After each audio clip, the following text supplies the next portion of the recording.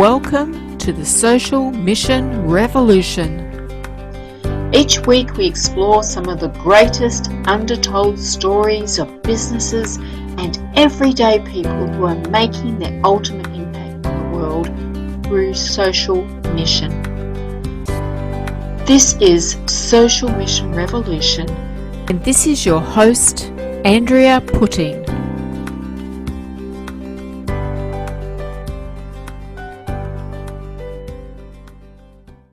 Welcome to the Social Mission Revolution, and I'm here today with Sheila Willis from Alberta, Canada. So I'm excited to be able to reach into another country, into Canada, and learn a little bit about Alberta and the work that Sheila is doing there. So I'd like to welcome you, Sheila. Thank you. It's exciting to be here. Can you tell us a little bit about what it is that you're doing in Alberta, because it's pretty exciting. It is. So I have produced with my partner Scott a mobile app that covers the entire province of Alberta, which is rather huge. But what we've done is created a map-based app that we can put on historical stories, every site, attraction, and business on one single mobile app. So you'll be able to hit the borders of Alberta and travel through 650 regions or communities and be able to see what they have to offer, but also read about their history and engage in their activities. So really a travel companion app with this big heritage component. Go ahead. Yeah, it sounds like a great app. I know when I'm traveling, I like to have a bit of a guide and to learn about the history and what's really around us, rather than just seeing stumbling onto them. Well, it just gives it so much more meaning. It gives travel so much more meaning. Well, and the reason why we started was because there's so many volunteer organizations up here, whether they be heritage or we have agricultural societies that do a lot of community work, all volunteer. But then how do they, in turn, with thousands of them, get the word out to the public that they have something to offer? Or the original train station is here, or an Hudson's Bay building is there. Nobody knows it, right? So we just created this mobile app that now they will. And in our business plan, we really wanted to support those local communities and volunteers. So literally every business, attraction, nonprofit gets a free site listing on our app. And it's not until we get into keyword advertising. So if you want air for your tire or whatever, then only businesses are charged, and all of the nonprofits are able to utilize that service for community hall rentals or rodeos or fall fairs, whatever. There's hundreds of, if not thousands of things that can be on it. Right. So your focus in building this was, okay, you're going to start a business, but it's to support those small groups, those volunteer organizations, so that they can get their word out as well. Yeah, and especially with the increased app usage for people to find things, or device usage, right? Everybody's searching for something to do or see, so we just put it all on one big platform, essentially. Fabulous. And yeah, pretty epic. It sounds epic. All from my kitchen table in Smith, Alberta, that has a population of less than 200. So so you don't have to be right in the middle of a big city with a big community around you to be able to do something fantastic in the world. No, just keep talking and typing and meeting people. And and that whole meeting people opens up so many other opportunities and doors. It's just fabulous. Yeah. So I'd love to ask you the question that I ask everybody at the start of every podcast. What is if there was just one thing for you to fight for, what would that be? That all women across the world, no matter what their gender, race, etc., are all treated equally. That is such an important thing to fight for. Well, as a historian in northern Alberta, we have a very large population, I guess, I don't know what the correct word is, of First Nations up here, Indigenous Yep. people. I live in the Slave Lake region, and there are, I believe, 6 First Nations right around the lake. I'd have to count them all off on my fingers. But I've really discovered through that historical aspect how history wasn't kind in many, many ways. And that, of course, rolls forward. And right now we have a serious problem with, across Canada, missing and murdered Indigenous women. And most of those groups will also include all women, that people just go missing and they're never found. And what a horrible thing that they're not treated equally. I was just reading something on the news about the RCMP will be releasing an inquiry or apology for an inquiry they just did for a lady from Fort McMurray that went missing in Edmonton. So, you know, every woman, no matter what their social status, should have the same regard in, you know, you don't want anybody to be a victim, obviously, but what if you ever encounter that, you should have the same respect as a victim, for lack of a better term. It's so many fingers going off into that whole issue. Yeah. And in many ways, we can sweep those kind of things under the carpet because they're things that we may not see.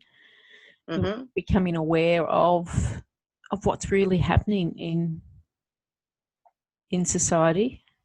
Absolutely. And through this app, because we're telling the historical story, we're able to address some of those basic pieces of history that led to the situation that we're in now. Yeah. And other things. I have a friend, her name's Renee Charbonneau, who built a war monument in Afghanistan, War Memorial in Grand Prairie. And she recently, actually last year, did the very first Indigenous Veterans Day celebration in Grand Prairie. So they have a different day. Theirs is, I believe, November 8th versus our November 11th. And that was chosen by them. But boy, what an opportunity through business collaboration, etc., to teach people why that is, right? All on an app. Yeah. And that's the importance of history, isn't it? Is helping us to understand where we've been so that we can direct where we're going into something more, better in the future, so we're all working together. So when I say equal treatment for all women, I don't know, a lot of people that I've personally spoken to, they see things on the news, but it doesn't really affect them, right? Or those people are just, you know, trying to get attention or whatever. But as a non-Indigenous person, I have a voice that I can say, I've seen the statistics. There is an issue. Like, so let's all get together and talk about it. I'm non-Indigenous. Like, what's the difference, right? Yeah. Putting everybody on an equal platform. That's right. And as I've been told, it's important for those who are outside of those labels, or particular religious or cultural groups. It's important for us to be the ones who make those stands, who make those comments, who break through those barriers. Well, and everybody has to be a leader, right? So if you're the first person saying, you know, this is the way it is, and this is what I believe, and this is what I think we should do, or what might be helpful, right? Then other people overcome that fear of the same, being the first to step up. Sometimes being the first to step up is all it takes. Yes. Which is why I like what you're doing. So, Sheila, can you tell us a little bit about how your business is making a difference in the communities that you're involved in? Oh, wow. I know, it's a can of worms, I think. It is. We talked about this. This is a whole pile of a can of worms is the best way to put it. So the first thing is, many, like my town, I'll give it as an example. We have less than 200 people here. We used to be the main route going anywhere north of us, and I'm 2 hours north of Edmonton, which is really, Edmonton is close to the center of Alberta geographically, but it's northern Alberta Mm-hmm. in the way people think of it. Um, and used to be a bustling town, and then they moved the highway. And that has happened to so many places that they were Absolutely. originally established as railway towns. Well, not originally established. Many of those towns were based on indigenous usages of those areas. But then the railway came through, and then they moved in the highways and made shortcuts. So there are literally hundreds of small towns in Alberta that have so much to offer, but people don't know about them. So first of all, I would say what I'm doing as a business is bringing economic drivers into those communities through the free site listings and very inexpensive advertising. We're giving them the opportunity to tell people what they have to offer at no cost to them. So that's where I'm saying the economic stuff. But for an app user, I've had so many people tell me they wanted to explore these towns and had no clue of where to go or whatever. So when we're building a site listing, when we're telling about the story of the Smith River Bridge, it was built by the U.S. Army Corps of Engineers. Notice U.S. and we're in Canada. But we can add links of where to get more information. If it's a business, we're adding phone numbers. So that particular driver is very beneficial. But then here's our can of worms. We can also include all sectors, like our search terms could be rider friendly for those businesses that are open to motorcycle tourism. And again, one of those labels, a lot of people look at a group of 6 riders coming in and think, oh gosh, we're going to get mugged or something, right?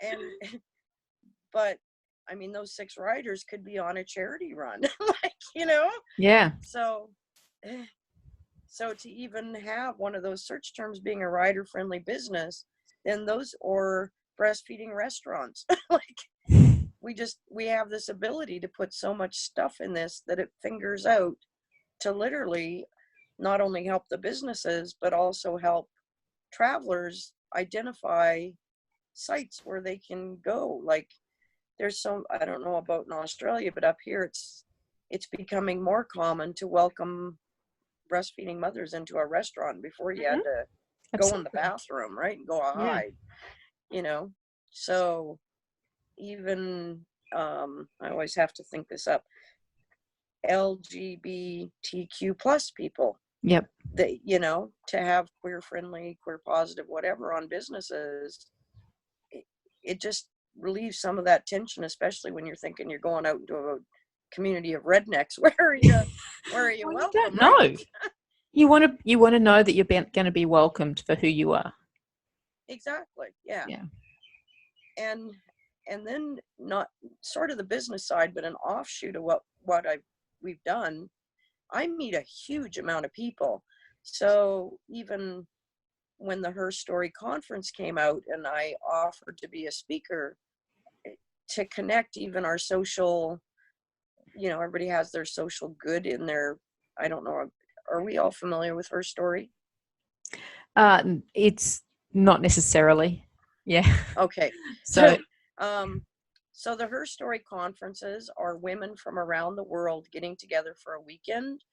There will be people telling their stories, but it will be, I believe, 1,000 communities and 1 million women affected listening to each other's stories. Okay. 1,000 women going to 1,000 conferences with 1,000 women. Okay. Thank you for the numbers. Something like that. Something like that. So we chose homelessness as our social good project in Edmonton.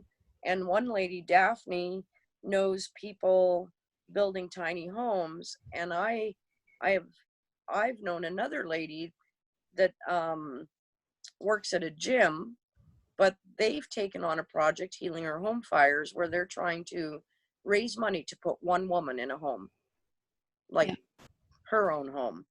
So, like, talk about a grassroots effort, right?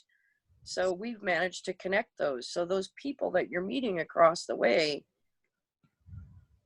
I'm able anyways to say, oh, so and so over here is doing this and this person has a need.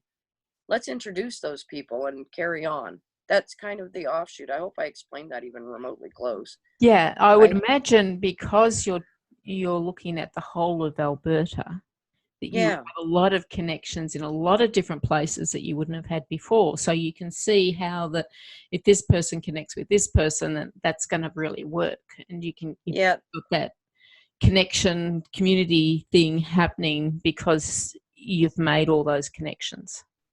Yeah, exactly. And it's phenomenal when you say, oh, I know somebody over here doing this that might help you. It's like, oh, thanks for the introduction. I found in this business, and some people, not all, are they have their little sandbox and they don't want anybody else in it, right? Yeah. They're very territorial. And I think that you attract people like you. So,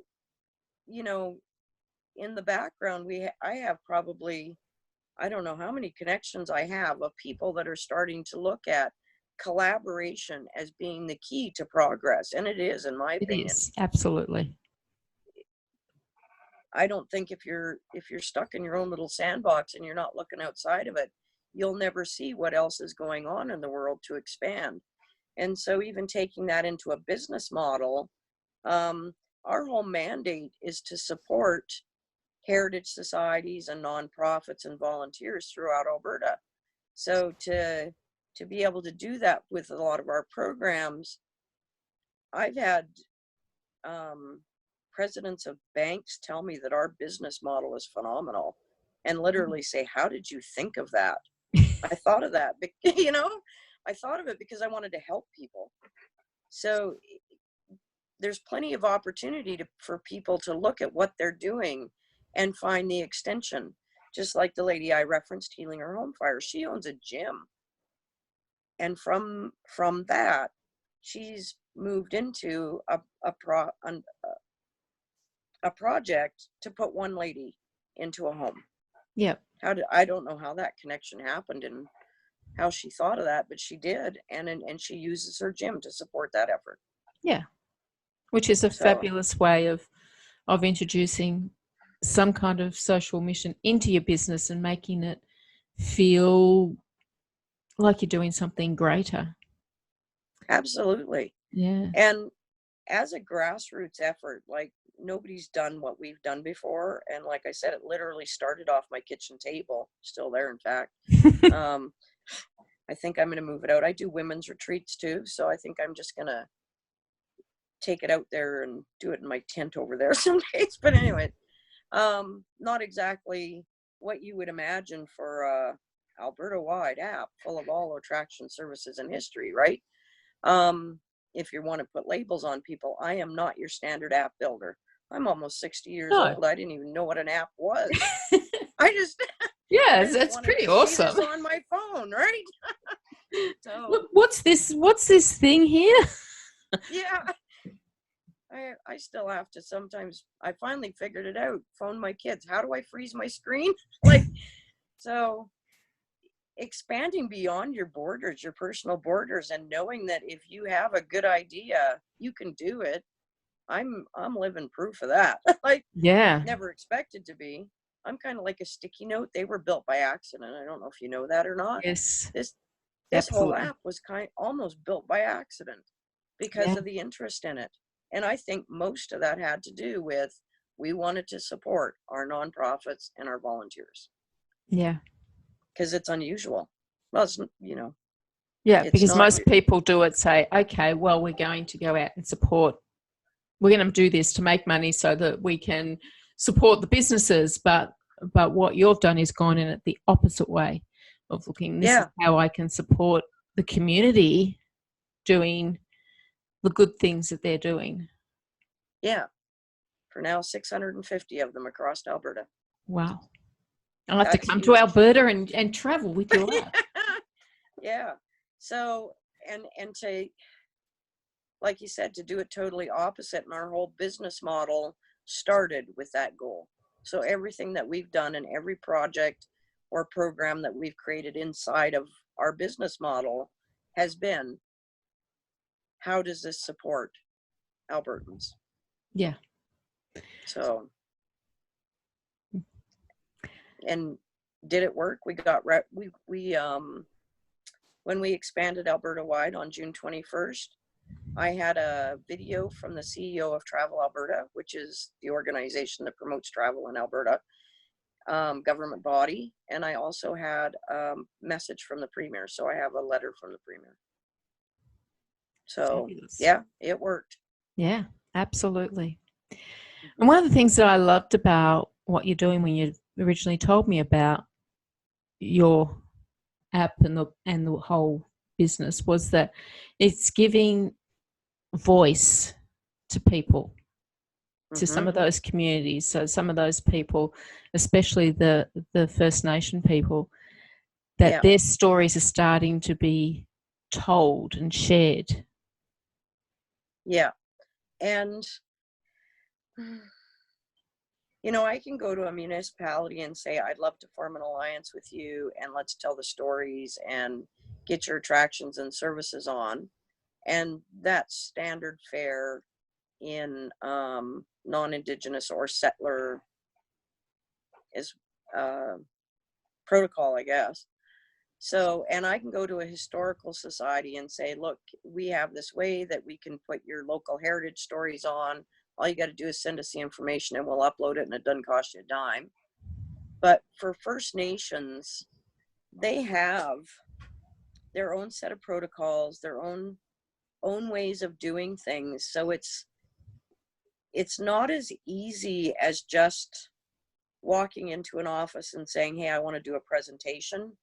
You really need to develop those relationships. And I think that's a sign of respect, because they did have some really horrendous things happen to them. 60 Scoop, where children were just randomly taken, basically.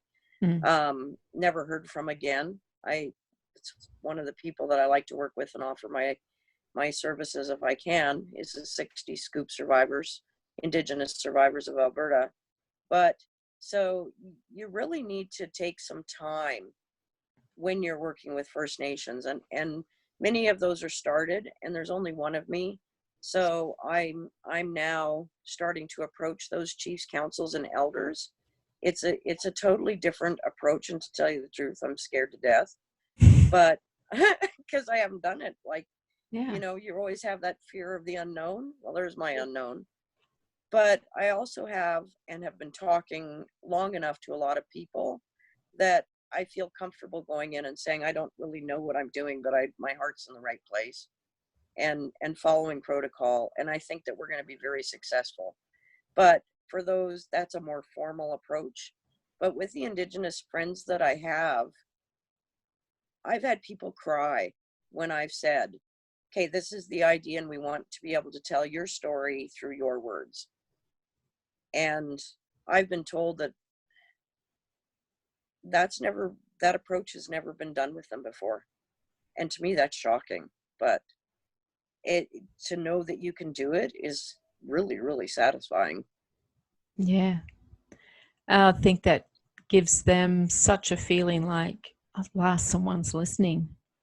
Someone's taking notice of us and putting us as, our story is important. It's because it really is. The story is so important, especially to Indigenous people, that they maintain their culture, and they fight to keep that.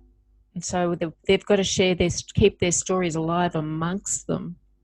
Yes. And to do that, they need us to understand what their stories are as well, and quite often what they have, what their story is so beneficial to us as well. Oh, hugely. Yeah. And you know, the can of worms, the offshoot of that, my little spider web effect, is that, you know, the stories don't have to be told in in a, most people expect confrontation or whatever, right? Is what I've been told. But I have one on there about Lac La Biche, and all it is the settlement map. So when they initially did the survey, they had what they called river lots. And, you know, these are the people that were here. And while David Thompson arrived in whatever year it was, he's a map maker, by the way. And then they did these surveys. These are the people that owned the lot. So while it's establishing that, yes, they were there, it's just a historical fact. But subconsciously, people may not have known that, right? So they're not connecting the Indigenous people's usage to spots where we now have towns or communities. Yeah. And that makes that connection. Yeah. So treaty signing, monuments, all of that stuff, or signage, it just is that very subtle way of rearranging people's thinking in what really took place 100 years ago, 50 years ago. Even when I reference the Veterans Memorial in Grand Prairie and the first Indigenous Day celebrations there, or Remembrance Day. Yep. Oh, what was it? I'm trying to drag a date off, but it was only like 25 years ago, roughly, that the Indigenous people were able to lay wreaths at cenotaphs. Gosh. Yeah, gosh. So to tell those stories, you see where we're going with this, right? Yeah, it's really important to share stories. Yeah. So, and, you know, you asked me to say one social good, but to have all women treated equal, or all people treated equal, that all reflects on that end goal for me, right? Yep. So, and it's an excellent end goal. Yeah, because I think those stories built everybody's perceptions. So if the stories are told a little bit different than the norm, and that everybody's included with their perceptions, then it makes a huge difference in education. It does. It certainly does. Yeah.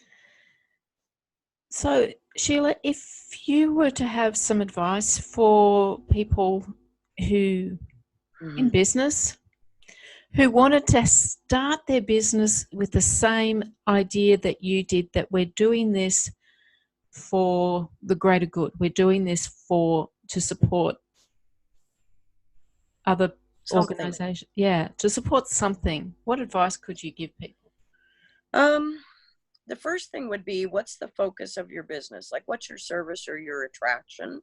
Because it's going to definitely reflect on what social good you would do. So as an example, if you were a restaurant, could you offer free meals to the homeless or whatever? A lumber yard could be supporting something like the tiny houses that are going to go for homelessness. Yeah. So really, but to take the core of your business and say, this is what we're doing, what specific outreach program can we make an impact with just through our day-to-day activities? And it's going to be different. That's a very hard one, even though it sounds really basic, because when you get right into it, there's a lot of different social programs, right? Yes. But also, what's your passion? You have to combine it with your passion, because if you're just creating a business and saying, okay, this fits, and yeah, that's great, you need to really embrace it when you're doing it. Yeah, it has to be something you're passionate about. Yeah, if you're not passionate, it's not going to work, and you're not going to be nearly as effective. Like, I'm wholly passionate about what I do. Anybody that runs across me can tell you that. Like, and it's the passion that makes it work, because people can see the end result. So, and therefore you have the buy-in, and that's what any business that wants to do social good, they need buy-in from more than just their staff or their executives, right? Yep. It has to be fully embraced by the community that they want to help as well. Because then you're forming a partnership. Yep. Yes. And those are the most important ones. It's great to hand somebody a check, but if you really want to make a difference, people need to know you really care about what you're doing. Absolutely. That's a great piece of advice, Sheila, and you've certainly inspired me to stop and think about some things about my own business, about how can I be more focused in that direction. Yeah, and I don't know, I'm very instinctual, so you might just find that it's gonna jump up and yell, "Hey, Absolutely. Here I am," someday, Yeah. right? Yeah, Like, when you're ready. When you're ready. When you're ready and you've got all those pieces in place, then it will just go, there it is, and you have to do it. Yeah. And for me, that has been a huge lesson. I've been described as the human whirlwind, the Energizer Bunny, and other such things. Like, I have no idea, because as we mentioned before, I have a brain injury. I take a nap every day. I don't just take a 15-minute nap. I sleep an hour and a half every afternoon. Yep. So to get accomplished what I do, I really don't know how I do it. But I think it's that passion that drives. And because I'm such a go-to-it person, knowing that things come in steps is also a huge, when you said when you're ready, that's really been my journey. Yeah. Yeah. I want this to happen tomorrow, but it happens in 6 months. And when it does happen, it's like, okay, I was ready. Not, Absolutely. I just wanted it to. Right? Yeah. I know exactly what you're talking about. Yeah. That was, yeah. I think and speak in abstracts, and I apologize, but No, that's fine. It's people understand those in that way. Yeah. So it's been a great pleasure having you on the podcast, Sheila. I'd like to just give you an opportunity to tell people how can they get onto your app if they want to nip over to Alberta and do a bit of traveling around and seeing the sites and the feel of the culture. They can download it at historycheck.ca. So historycheck, SEECK.ca. Both the Android and the Google, Android and Apple downloads are on that page. Yep. And if they're more interested in the business side of it, we're at impacttourism.ca. Great. I think it'd be worth having a look and just getting an idea of what you're doing and how you're doing it to inspire something. You never know what's going to come through. No, I certainly don't. And by the way, ANZAC, Australian, New Zealand and Army Corps. Okay. There's a town in northern Alberta named Anzac after them. There you go. I didn't know that. See, there you go. See, we'll have to get onto the app and find out for the Australians. Get onto the app and find out about the town called Anzac in Alberta. Yeah, no doubt. So, well, it was lovely. Oh, and everybody can follow us on Facebook too, Instagram, and Twitter. Same names. You've got it all down. Okay. All happening. All happening. Yep. Well, thank you so much, Sheila. I've really appreciated the time I've spent with you. Yeah, it was fun. Thank you. Enjoy your sunshine if that's what you're having. It's winter here. Is it? Yeah. Oh, we're not winter here. So, all right. It was lovely talking to you. Thank you, Sheila. And that's another episode of the Social Mission Revolutionist. And I will be back with you next week with another Social Mission Revolutionist.